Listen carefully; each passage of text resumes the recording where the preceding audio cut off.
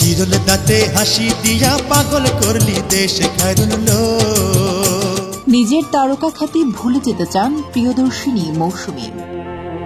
দীর্ঘদিন ধরে যুক্তরাষ্ট্রের নিউ জার্সিতে বসবাস করছেন ঢাকাই সিনেমার জনপ্রিয় চিত্রনায়িকা মৌসুমী।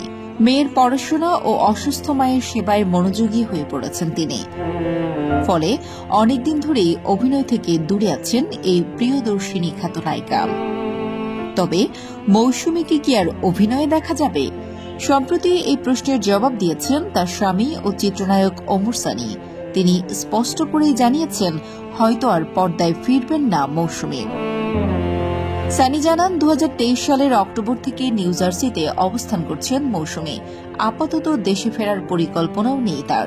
সানির ভাষায়, মেয়ের পড়াশোনা আর শাশুড়ির অসুস্থতা সব মিলিয়ে পরিবারই এখন তার অগ্রাধিকার।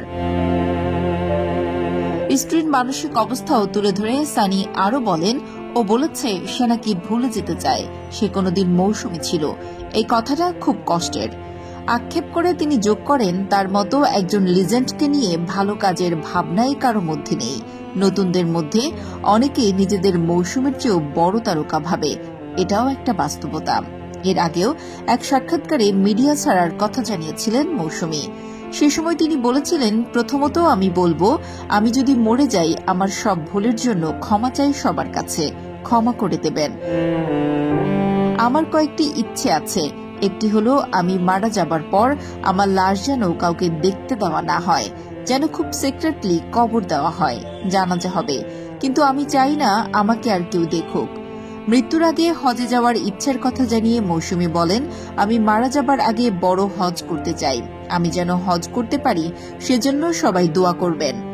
মৌসুমী আরও বলেন, আমি মারা যাবার পর টিভিতে ধুমধারাক্কা ছবি এবং দর্শকদের কাছে অনেক ছবি রয়ে গেছে, সেগুলো ডিলিট করে দেবেন।